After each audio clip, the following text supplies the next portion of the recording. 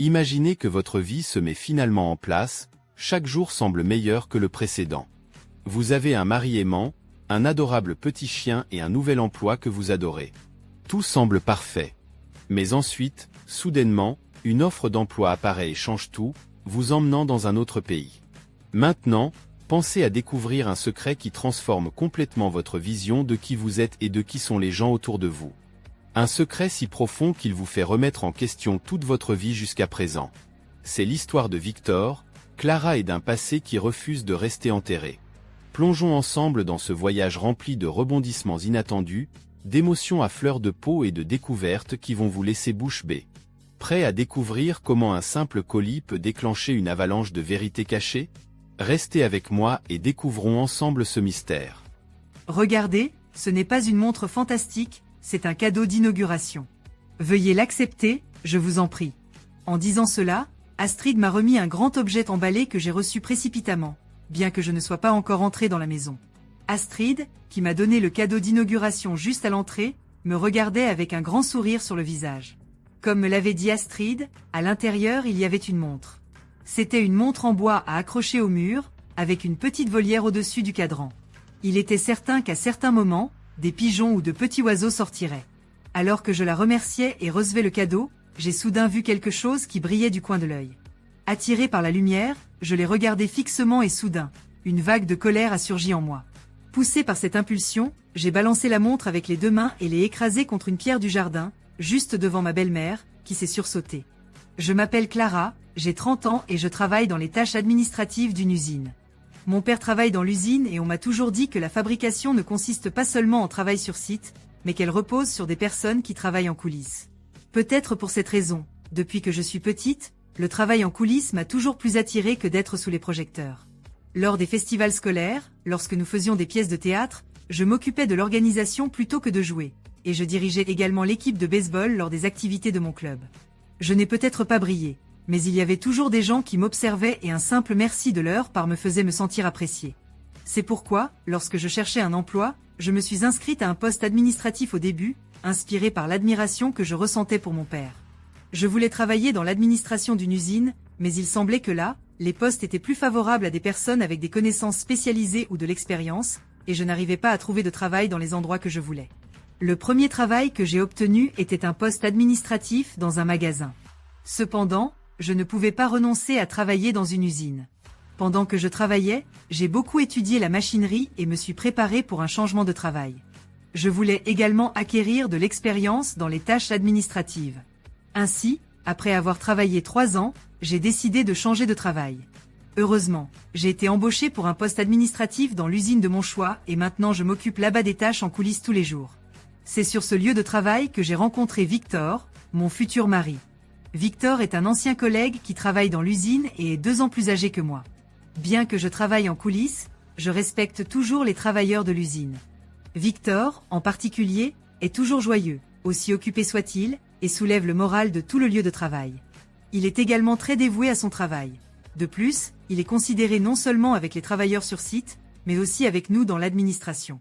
Nous sommes devenus plus amis après nous être assis ensemble lors de la fête de fin d'année de l'entreprise et avoir discuté. Nous avons trouvé des points communs en parlant de la fabrication liée à la machinerie.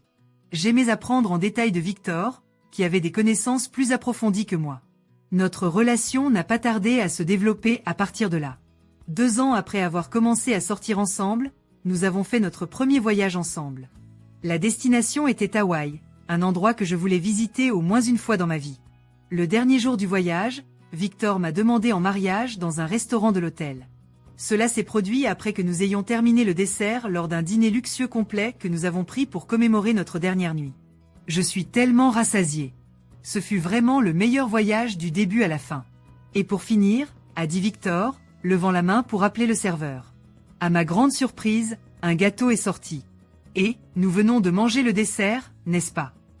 Je me suis couvert la bouche involontairement en voyant le gâteau. Sur le gâteau, il était écrit « Veux-tu m'épouser ?» Alors, là même, Victor s'est agenouillé et a ouvert une boîte à bagues. Dedans, il y avait une bague en diamant. « Veux-tu m'épouser ?» J'étais si submergé en entendant ces mots directement de Victor que je n'ai pas pu parler. Je ne pouvais qu'acquiescer avec les larmes qui me coulaient sur le visage. Il y avait des applaudissements des serveurs et d'autres clients autour de nous. Cela ressemblait à un flash mob, ce qui était gênant mais inoubliable. J'étais très heureuse, mais quelque chose me préoccupait. Cela s'est produit lorsque je suis allée chez Victor pour annoncer notre engagement. J'ai entendu parler de toi. Tu es une jeune femme travailleuse et sincère. Au fait, quel âge as-tu, Clara ? Lorsqu'elle me l'a demandé, sa mère, Astrid, et que je lui ai répondu je vais avoir 28 ans. Elle m'a dit j'espère que tout ira bien pour avoir des petits-enfants. J'espérais une fiancée plus jeune. Immédiatement, Victor est intervenu et a dit maman, arrête de parler de ça. Nous sommes sur le point de nous marier. Ne sois pas impoli. Mais Astrid ne semblait pas convaincue. Je voulais avoir des enfants et espérais concevoir le plus tôt possible, mais les mots d'Astrid m'ont dégoûté. De plus, après notre mariage, je devais vivre avec les parents de Victor dans leur maison. C'était Victor, qui vivait à la maison, qui me l'avait proposé. La maison étant proche de mon lieu de travail, je ne pouvais pas facilement refuser. Après le mariage, Astrid n'arrêtait pas de dire des choses comme les petits-enfants de mon ami sont si mignons. Je veux les miens bientôt et je veux jouer avec mes petits-enfants dès que possible. Avec le temps, elle a même commencé à s'immiscer dans notre vie intime en disant des choses comme « Clara, prends-tu bien ta température corporelle ? Tu sais qu'il y a des méthodes comme celle-ci et celle-là. Tu dois vraiment penser à faire des bébés. » Plus tard, il m'a été difficile de tomber enceinte et, petit à petit, je suis devenue anxieuse. Victor et moi avons décidé d'aller à l'hôpital pour un examen. Le médecin nous a dit « Il n'y a aucun problème avec ton mari, mais ton utérus a une forme un peu complexe, ce qui complique l'implantation de l'embryon. » Cela signifie-t-il que je ne peux pas tomber enceinte ? Ai-je demandé d'un air dubitatif. Le médecin a répondu scientifiquement, ce n'est pas totalement impossible. Cependant, il n'y a pas de cas connu de grossesse dans cette situation aux États-Unis. Alors, le problème vient de moi. Il était clair que mon corps avait des difficultés à tomber enceinte. Dès qu'on me l'a dit, j'ai éclaté en sanglots avec Victor. J'avais l'impression d'échouer dans mon rôle de femme et j'ai commencé à me blâmer. Victor a essayé de me consoler en me disant ce n'est rien. Mais quoi qu'il dise, je ne pouvais pas me débarrasser du sentiment que c'était de ma faute. Victor semblait ne pas avoir de mots et cela me faisait me sentir encore pire. Dès ce jour, j'ai eu du mal à me concentrer sur les tâches ménagères et mon travail. Et Astrid a commencé à s'inquiéter pour moi. Je vais bien, juste fatiguée du travail, lui répondais-je. Mais il était évident que j'étais déprimée et que Victor et moi agissions différemment. Astrid s'est rendue compte et a dit « Quelque chose ne va pas, n'est-ce pas ?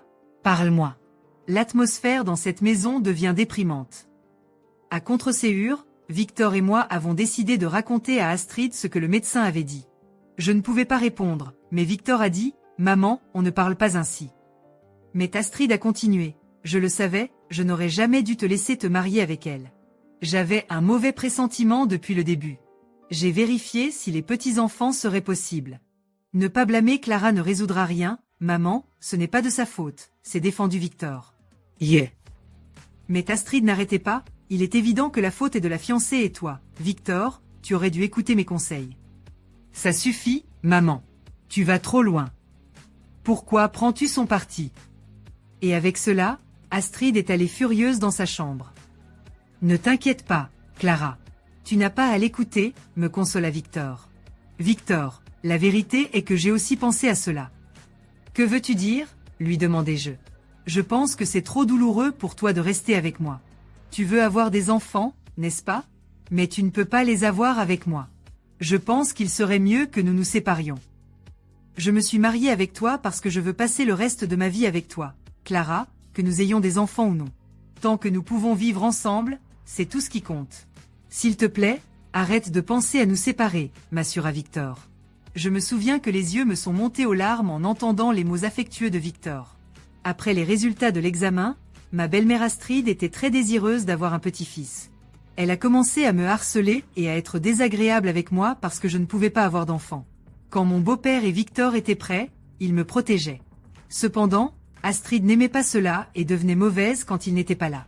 Tous les jours, cependant, je m'inquiétais que si Astrid pensait que je me moquais de Victor, cela la mettrait encore plus en colère. Victor ne disait rien directement, mais faisait tout son possible pour nous garder, Astrid et moi, séparés. Cependant, le mauvais comportement d'Astrid ne cessait pas. Et Victor et moi ne pouvions plus supporter.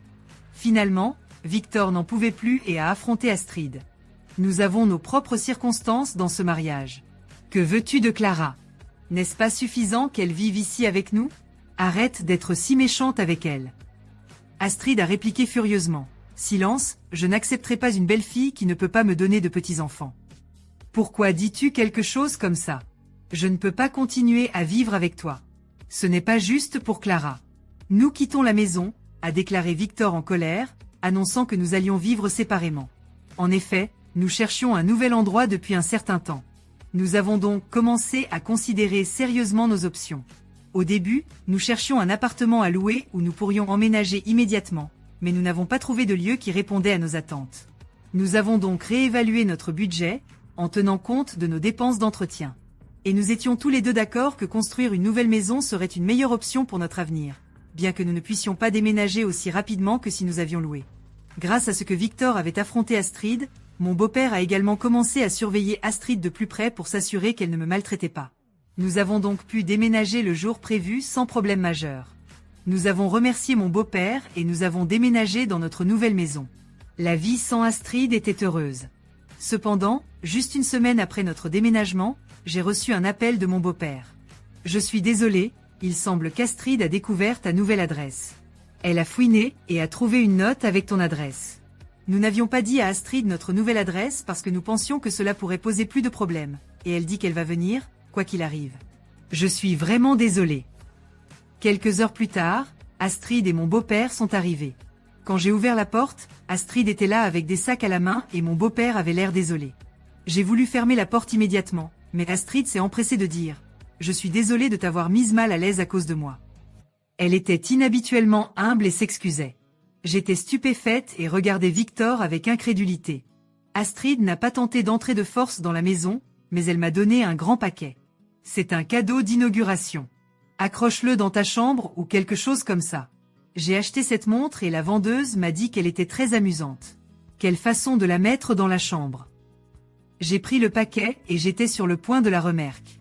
Premier quand j'ai réalisé qu'Astrid ne me regardait pas dans les yeux. Au lieu de cela, elle tournait déjà sur ses talons, entraînant mon beau-père pour partir. Eh bien, nous retournons. Prenez soin de vous et vivez bien ensemble. Attends, tu viens d'arriver, tu pars déjà? Ai-je demandé. Désolé, mon fils.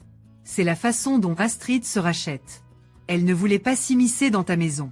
Nous sommes juste venus te donner ce cadeau, a dit mon beau-père, souriant d'excuses, tandis qu'Astrid l'écartait. En voyant l'attitude soumise d'Astrid, je me suis senti mal et j'ai pu comprendre pourquoi mon beau-père ne voulait pas la laisser entrer. Cependant, j'ai pu voir légèrement un sourire narquois sur le visage d'Astrid. Encouragé par la voix excitée de Victor, j'ai décidé d'ouvrir le paquet la même. C'était une horloge murale en bois décorée d'un petit ornement en forme de maison d'oiseau. Elle ressemblait à une horloge à coucou et en la touchant, je me suis rendu compte de quelque chose. Sans dire un mot, j'ai soulevé l'horloge avec les deux mains et l'ai écrasée contre une pierre du jardin voisin. Le bruit de la destruction a fait se retourner Astrid, tandis que Victor et mon beau-père se contentaient de regarder bouche bée, avec une expression d'étonnement. Victor m'a crié. « Que fais-tu? Maman a réfléchi sur ses actes et nous a même fait un cadeau. Et toi, tu te comportes ainsi. Excuse-toi auprès de maman maintenant. » Astrid, ma belle-mère, se couvrait la bouche en murmurant « Comment as-tu pu ?» Mon beau-père restait bouche bée, scandalisé par mes actes. J'ai pris une profonde inspiration en essayant de me calmer, puis je me suis accroupie et ai sorti quelque chose des restes de l'horloge brisée.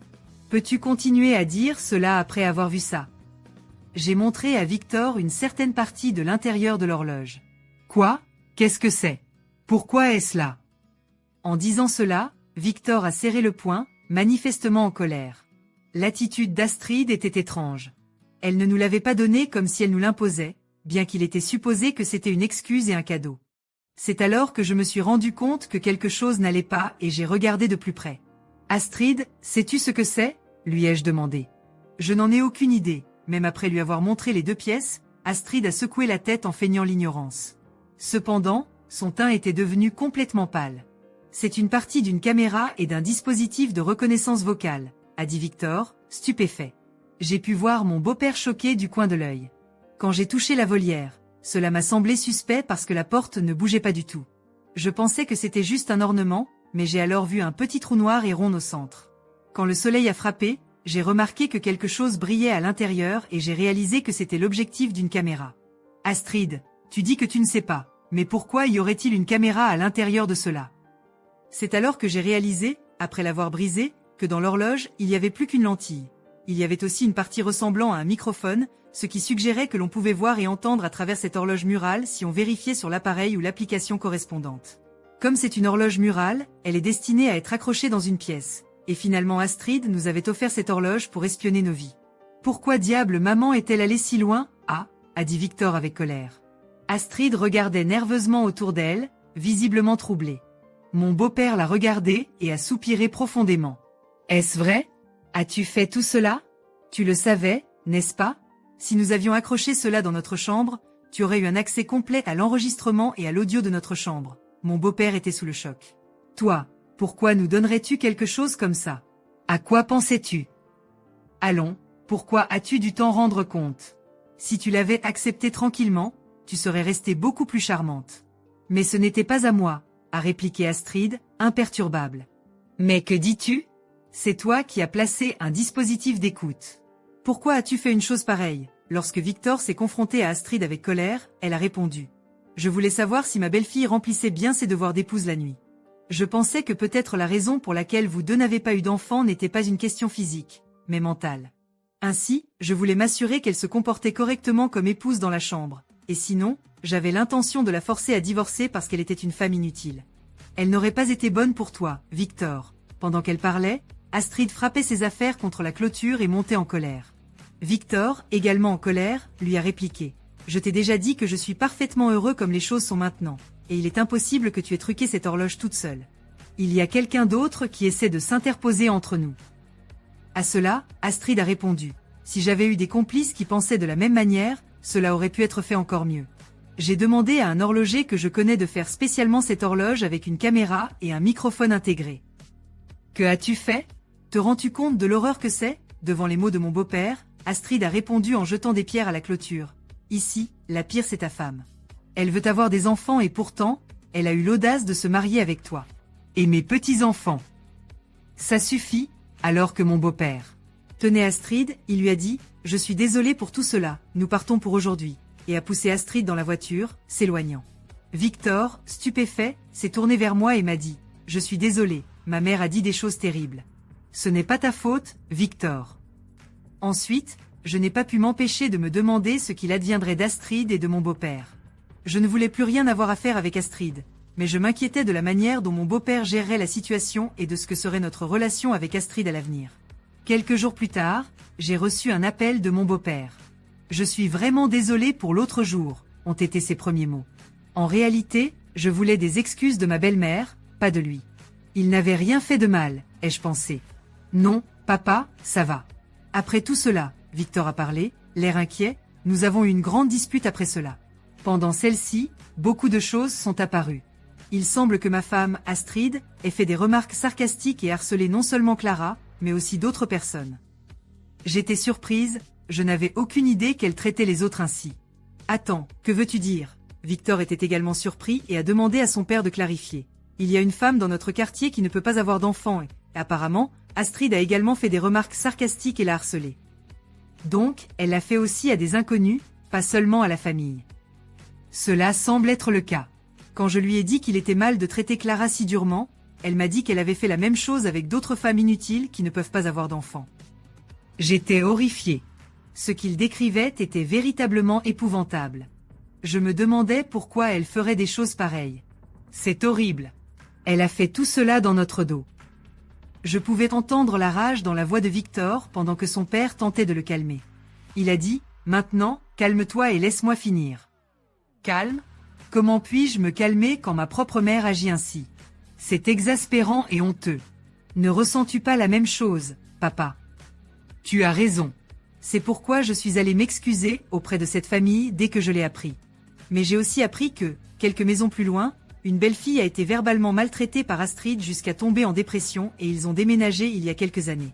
J'ai peur de ce que pensent les voisins et je ne peux plus supporter cela. Mon beau-père semblait vraiment angoissé. Je ne peux plus supporter cela, alors j'ai décidé de divorcer. J'étais pétrifiée, mais Victor a maintenu son calme et son inquiétude. Ah, oui, je suis d'accord avec le divorce. ¿Vas tú bien, papá? Alors mon beau-père a expliqué calmement, comme s'il avait déjà pris sa décision. Je vais aussi quitter cette maison. Je dois des excuses aux voisins, mais ne t'inquiète pas pour moi. J'ai déjà trouvé un bon endroit où vivre grâce à un ami. Je déménagerai dès que j'aurai terminé les formalités. Je voulais te prévenir parce qu'Astrid pourrait se diriger vers toi maintenant que je l'ai mise à la porte aujourd'hui. Cela m'inquiète. Même dans son propre moment d'angoisse, il continuait de veiller sur nous. Je vois, compris. Nous nous occuperons si elle vient ici. Je suis vraiment désolé encore une fois, a-t-il dit aimablement avant de raccrocher. Grâce à ce que Victor avait mis le téléphone en haut-parleur, j'ai pu entendre toute la conversation. À peine quelques heures plus tard, Astrid s'est présentée à notre maison avec ses valises. « S'il te plaît, aide-moi. Après le divorce, il m'a mise à la porte et je n'ai nulle part où aller. Laisse-moi rester ici, a-t-elle dit dès son arrivée. Victor lui a demandé « Pourquoi as-tu divorcé ? Ce n'est pas juste à cause de cet incident récent, n'est-ce pas ?» Eh bien, j'ai mes raisons, les yeux d'Astrid se sont écarquillés, surprise. Ainsi, en plus de avec Clara, tu as aussi été désagréable avec les autres belles filles du quartier. C'est ça, et à cause de tes abus verbaux, l'une d'elles est même tombée en dépression. Attends, c'est une exagération. Il n'y a aucune preuve que ce soit de ma faute. Tu me fais passer pour la criminelle. De plus, comment une femme peut-elle ne pas avoir d'enfant ? J'ai beaucoup souffert pour te donner naissance et je ne peux même pas voir mes propres petits-enfants à cause d'elle. Rien qu'en la regardant, je tombe malade. Astrid avait enclenché le interrupteur de colère. « Maman, le bonheur ce n'est pas seulement avoir des enfants, » a répondu Victor calmement. « Je sais ça. Laisse-moi rester ici pour l'instant. » Je suis désolé, mais ce n'est pas possible. J'ai décidé d'être heureux avec Clara. Je ne peux pas vivre avec toi tel que tu es maintenant. Pourquoi pas? Tu es mon fils. Je t'ai donné naissance et je t'ai élevé. Montre un peu de piété filiale. Je te remercie de m'avoir donné naissance et de m'avoir élevé, mais c'est autre chose. Pourquoi ne me laisses-tu pas rester ici? Alors qu'elle disait cela, elle a commencé à lancer des choses depuis l'entrée vers nous. Voyant qu'il était impossible de raisonner avec elle, nous avons décidé d'appeler la police. Nous avons réussi à empêcher Astrid d'entrer jusqu'à ce que les agents arrivent. Quand ils l'ont fait, ils l'ont emmenée à l'extérieur. Je suis très en colère. Que va-t-il m'arriver maintenant? Je ne veux plus jamais te voir, fut la dernière chose que je l'ai entendu crier. Moi non plus, je ne voulais plus voir son visage, alors j'ai pensé en moi-même. Eh bien, pour commencer, tu n'avais pas besoin de venir. Il semblait qu'Astrid avait reçu un avertissement sévère de la police, car elle n'est plus revenue chez nous après cela. Peu après, le père de Victor a décidé de déménager, et étonnamment, il a choisi un appartement près de notre maison. Si cette femme revient par ici, j'assumerai la responsabilité et m'en occuperai, nous a-t-il assuré, ce qui a sincèrement été un soulagement. Lorsque nous sommes allés à sa nouvelle maison pour une visite d'inauguration, nous avons demandé des nouvelles d'Astrid. Il semble qu'elle vit désormais dans un logement public, vous savez, ces habitations abordables qui donnent la priorité aux personnes âgées et à celles ayant des circonstances spéciales, a-t-il expliqué. Ah, nous avons vécu dans un tel endroit il y a longtemps, n'est-ce pas? Exactement, c'était semblable à cela. À cette époque, ils avaient également la priorité pour ces appartements, se souvient-il. Astrid Travail. Il semblait que Victor pouvait à peine croire qu'Astrid maintenait un emploi. Elle a commencé à travailler à temps partiel, mais rien ne semble durer. Elle est ménagère depuis longtemps et ne s'entend pas bien avec les gens. Elle cause toujours des problèmes dans ses relations avec les autres, crée des conflits et finit par perdre son emploi. Puis le cycle se répète quand elle cherche un autre travail à temps partiel, a-t-il détaillé. Je vois, eh bien, je ne m'attendais pas à ce que cela dure. C'est bien qu'au moins elle essaie de travailler. Au fait, comment savez-vous la situation actuelle d'Astrid, papa? Êtes-vous encore en contact avec elle? La vérité est que je ne veux pas garder le contact avec elle, mais après tant d'années ensemble, je ne peux pas m'empêcher de m'inquiéter un peu. De temps en temps, je prends contact avec elle pour savoir comment elle va. Je pense qu'il est mieux de connaître sa situation au cas où quelque chose se passerait et que nous devions intervenir avant que cela ne redevienne un problème pour toi et Victor. Il semblait que le père attentionné de Victor se souciait encore jusqu'à un certain point du bien-être d'Astrid. Eh bien, pour l'instant, elle ne travaille pas de manière stable, alors elle vit un peu déprimée tout en recevant de l'aide sociale, a-t-il ajouté. Pendant ce temps, nous avons commencé à envisager d'avoir un chien. Un jour, en visitant une animalerie, nous sommes tombés sur un caniche toy. Regarde, ce petit vient de faire un contact visuel avec moi, n'est-ce pas? Ai-je exclamé avec émotion. Moi aussi, qu'il est mignon, s'est joint Victor. Et quand nous avons regardé sa date de naissance, j'étais très heureuse. Victor, regarde son anniversaire. Quoi? Oh, n'était-ce pas le jour où tu m'as demandé en mariage à Hawaï? Ne semble-t-il pas que c'était le destin? Motivés par le destin, nous avons décidé d'emmener à la maison le jeune caniche, Bruno. Depuis, nous en prenons soin comme s'il était notre fils. De plus, comme le père de Victor s'est installé à proximité, il a commencé à nous rendre visite fréquemment, rendant notre vie familiale plus animée et joyeuse. Le temps a passé rapidement et notre vie avec Bruno est devenue une routine pleine de joie. Chaque jour, après le travail, Victor et moi nous promenions dans le parc à proximité. Voir Bruno courir librement et jouer avec d'autres chiens nous faisait sentir que, malgré tout ce que nous avions traversé, la vie pouvait être simple et heureuse. Cependant, tout dans notre vie n'était pas parfait. Un après-midi, Victor est rentré à la maison plus tôt que d'habitude, avec une expression inquiète sur le visage. « Clara, j'ai besoin de te parler de quelque chose d'important », a-t-il dit en s'asseyant sur le canapé. « Qu'est-ce qu'il y a, Victor ?» ai-je demandé, ressentant une inquiétude croissante. Aujourd'hui, pendant le déjeuner, mon chef m'a appelé dans son bureau. Il m'a proposé une promotion, mais cela implique de déménager dans une autre ville, a expliqué Victor. La nouvelle m'a laissé stupéfaite. Nous avions toujours parlé de combien nous étions bien établis dans notre communauté, proches de son père et avec une vie confortable. Quelle ville, ai-je finalement demandé. C'est à l'étranger, en Allemagne. C'est une grande opportunité pour ma carrière, mais je comprends que c'est une décision difficile, a répondu Victor, sa voix emplie d'incertitude. Nous avons passé les semaines suivantes à débattre de l'offre. Victor était enthousiasmé par la possibilité d'un nouveau défi, mais j'étais préoccupé par l'idée de laisser derrière tout ce que nous avions construit. De plus, l'idée d'être loin du père de Victor, qui avait été un grand soutien pour nous, m'inquiétait. Finalement, nous avons décidé d'accepter l'offre. Nous étions consolés par le fait que, bien que la distance serait un défi, nous pourrions rendre visite à son père régulièrement. Nous avons commencé à préparer notre déménagement, organisant tous les détails et nous assurant que Bruno serait confortable dans son nouveau foyer. La veille de notre départ, le père de Victor est venu dîner. Le dîner a été un mélange d'émotions, avec des larmes et des rires alors que nous nous remémorions les bons moments et nous préparions pour le nouveau chapitre de nos vies. Avant de partir, il nous a donné un fort câlin et nous a dit « Je suis fier de vous. Peu importe où vous êtes, vous serez toujours ma famille. » Arriver en Allemagne a été une expérience écrasante. La barrière de la langue, les différences culturelles et le processus d'adaptation à un nouvel environnement ont été difficiles au début. Cependant, avec le temps, nous avons commencé à nous sentir plus à l'aise. Victor s'est distingué dans son nouveau travail et j'ai trouvé un emploi dans une entreprise locale, où j'ai également noué de nouvelles amitiés. Un jour, alors que nous nous promenions dans le parc avec Bruno, j'ai reçu un appel inattendu du père de Victor. « Clara, j'ai besoin de te parler de quelque chose de sérieux. Pourrais-tu venir me rendre visite ?» Le ton de sa voix m'a inquiété. « Bien sûr, nous viendrons dès que possible », ai-je répondu sans hésiter. Cette même nuit, nous avons réservé nos vols et organisé le voyage de retour à la maison. À notre arrivée, nous avons été confrontés à une surprise qui changerait nos vies pour toujours. Le père de Victor nous a révélé qu'Astrid avait menti sur de nombreuses choses pendant des années. Elle avait manipulé des documents et trompé plusieurs personnes, y compris nous. Mais le plus choquant a été lorsqu'il nous a montré une série de lettres qu'il avait trouvées cachées dans son ancienne maison. Les lettres étaient d'une femme nommée Elena, qui s'est avérée être la mère biologique de Victor. Selon les lettres, Astrid avait enlevé Victor quand il était bébé et avait prétendu être sa mère tout ce temps.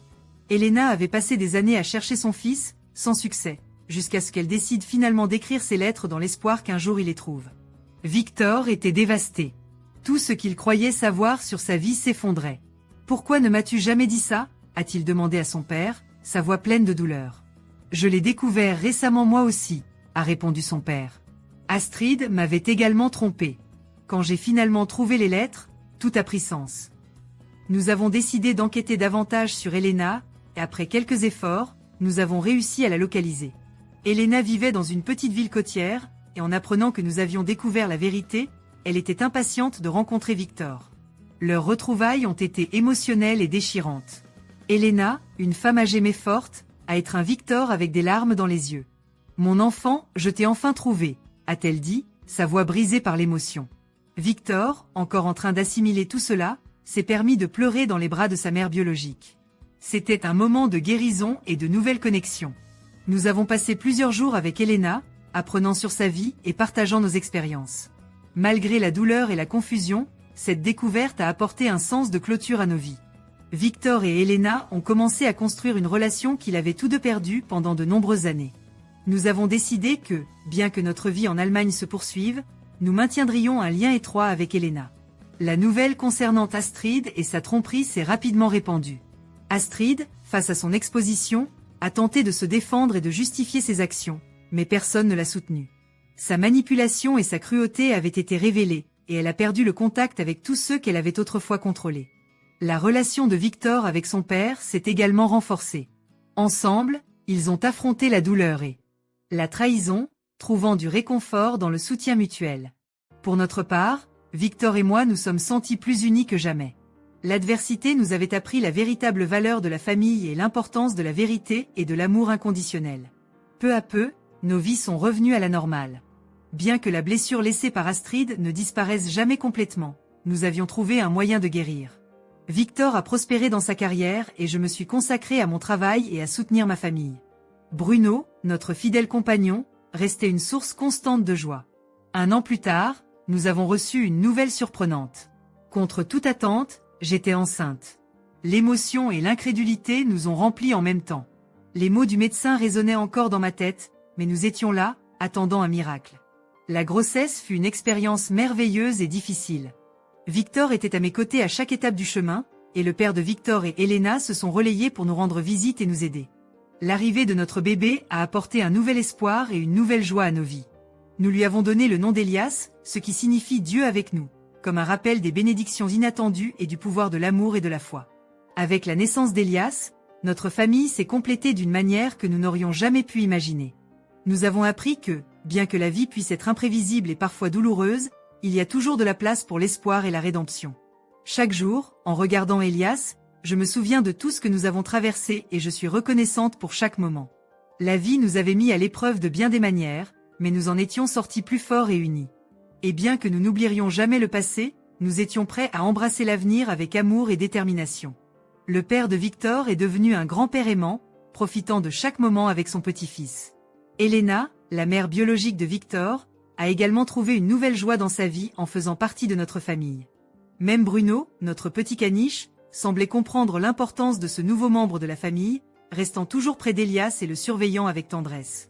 Notre histoire, pleine de rebondissements inattendus et de défis, nous a appris l'importance de la résilience et de l'amour inconditionnel. À la fin, nous savions que, malgré les difficultés, nous trouverions toujours un moyen de continuer et de rester unis comme une famille. Au fil du temps, notre nouvelle vie en Allemagne a commencé à prendre forme. Victor et moi avons affronté de nombreux défis, de l'adaptation à une nouvelle culture à la gestion des cicatrices émotionnelles laissées par le passé. Cependant, chaque obstacle que nous avons surmonté a renforcé notre lien et nous a rapprochés encore plus. L'arrivée d'Elias a apporté une nouvelle lumière dans nos vies, remplissant nos jours de joie et d'espoir renouvelés. La vie suivait son cours et malgré toutes les difficultés, nous trouvions du bonheur dans les petites choses. Bruno, notre fidèle compagnon, continuait d'être une source constante de joie. Le père de Victor et Elena, sa mère biologique, faisait des visites fréquentes, créant un environnement familial chaleureux et aimant. Bien que les blessures laissées par Astrid soient encore présentes, nous avons appris à les gérer, trouvant la paix et le pardon dans nos cœurs. Une des plus grandes leçons que nous avons tirées de cette aventure était l'importance de la vérité et de l'amour inconditionnel. Le mensonge et la tromperie peuvent causer de la douleur et de la souffrance, mais la vérité, aussi douloureuse soit-elle, apporte libération et guérison. Nous avons appris que le véritable amour ne consiste pas seulement à être présent dans les moments de bonheur, mais aussi à soutenir et à pardonner dans les moments difficiles.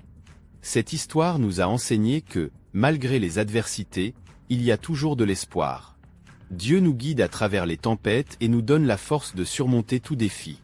La présence d'Elias dans nos vies était un rappel constant de l'amour et de la grâce de Dieu.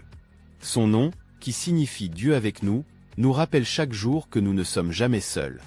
Et maintenant, chers téléspectateurs, j'espère que vous avez été émus et que vous avez autant appris que nous avec cette histoire. La vie est pleine de hauts et de bas, mais c'est dans les difficultés que nous découvrons notre véritable force et résilience. Chacun de vous a le pouvoir de transformer les défis en opportunités de croissance et d'apprentissage. Si vous avez aimé cette histoire, n'oubliez pas de laisser un like et de vous abonner à la chaîne Histoire de la vie.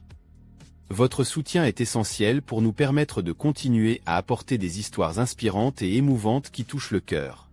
Partagez cette vidéo avec vos amis et votre famille afin que plus de personnes puissent s'inspirer et apprendre de ce voyage incroyable. De plus, j'adorerais connaître votre avis. Laissez un commentaire ci-dessous en me disant ce qui vous a le plus touché dans cette histoire. Quelle a été la leçon la plus importante que vous en avez tirée? Et si vous avez vécu une expérience similaire, n'hésitez pas à la partager avec nous. La communauté Histoire de la vie est un espace d'accueil et de soutien, où tout le monde peut partager ses histoires et apprendre les uns des autres. Cette histoire nous enseigne plusieurs leçons précieuses. Tout d'abord, l'importance de la vérité. Vivre dans le mensonge peut sembler plus facile à court terme, mais la vérité finit toujours par éclater. Lorsque nous faisons face à la vérité, aussi difficile soit-elle, nous trouvons la véritable liberté. Une autre leçon importante est celle du pouvoir du pardon. Le pardon n'est pas seulement pour ceux qui nous ont fait du tort, mais aussi pour nous-mêmes. Garder rancune et amertume nous empêche simplement d'avancer et de trouver la paix. Pardonner est un acte d'amour et de libération qui nous permet de vivre pleinement. Nous avons également appris l'importance de la famille et des liens affectifs. La présence constante et le soutien mutuel de nos proches sont essentiels pour surmonter les moments difficiles. Valorisez ceux qui sont à vos côtés, offrez amour et soutien inconditionnel, et ensemble vous serez capables de surmonter toute adversité. Et, enfin, cette histoire nous rappelle l'amour immense de Dieu pour chacun de nous. Même dans les moments les plus sombres, sa présence est constante, nous guidant et nous fortifiant. Il est important de se souvenir que nous ne sommes jamais seuls, et que Dieu a un plan pour chacun de nous, plein d'espoir et d'avenir. Maintenant, je souhaite partager avec vous un passage très spécial de l'Évangile de Jean 3h16. Car Dieu a tant aimé le monde qu'il a donné son Fils unique, afin que quiconque croit en lui ne périsse pas mais ait la vie éternelle. Ce passage est un témoignage puissant de l'amour immense de Dieu pour nous tous. Dieu nous aime tellement qu'il a envoyé son unique Fils, Jésus-Christ, mourir pour nos péchés. Il l'a fait afin que nous puissions avoir la chance d'une vie éternelle à ses côtés. Jésus s'est sacrifié pour nous, montrant l'acte d'amour et de rédemption le plus profond. Et tout ce qu'il demande de nous, c'est que nous croyions en lui, que nous acceptions son amour et sa grâce. Accepter Jésus-Christ comme notre Sauveur est la décision la plus importante que nous puissions prendre dans nos vies. C'est une invitation à vivre une vie pleine, guidée par l'amour et la vérité de Dieu. Lorsque nous acceptons Jésus dans nos cœurs, nous sommes transformés. Nous faisons face aux adversités avec foi, sachant que Dieu est toujours avec nous, nous guidant et nous protégeant. Si vous n'avez pas encore accepté Jésus comme votre Sauveur, je vous invite à le faire maintenant. Ouvrez votre cœur et laissez l'amour de Dieu entrer dans votre vie. Il vous attend les bras ouverts, prêt à vous guider et à vous bénir de manière que vous ne pouvez pas imaginer. Faites cette prière avec moi. Seigneur Jésus, je reconnais que je suis pécheur et que j'ai besoin de toi. Je crois que tu es mort sur la croix pour mes péchés et que tu es ressuscité pour me donner la vie éternelle. Je t'accepte comme mon Seigneur et Sauveur. Entre dans ma vie, transforme-moi et guide-moi sur ton chemin. Amen. Si vous avez fait cette prière, je tiens à vous féliciter pour cette décision si importante. Votre vie ne sera plus jamais la même. Cherchez une église où vous pourrez grandir dans la foi et en apprendre davantage sur l'amour et la grâce de Dieu. Et rappelez-vous, vous faites partie de la famille Histoire de la vie. Nous sommes ici pour vous soutenir et marcher avec vous dans ce voyage de foi. Encore une fois, merci d'avoir regardé et d'être une partie de cette communauté. N'oubliez pas d'aimer la vidéo, de vous abonner à la chaîne et de partager cette histoire avec ceux que vous aimez. Ensemble, nous pouvons diffuser des messages d'espoir, d'amour et de foi. À bientôt, et que Dieu bénisse richement chacun de vous.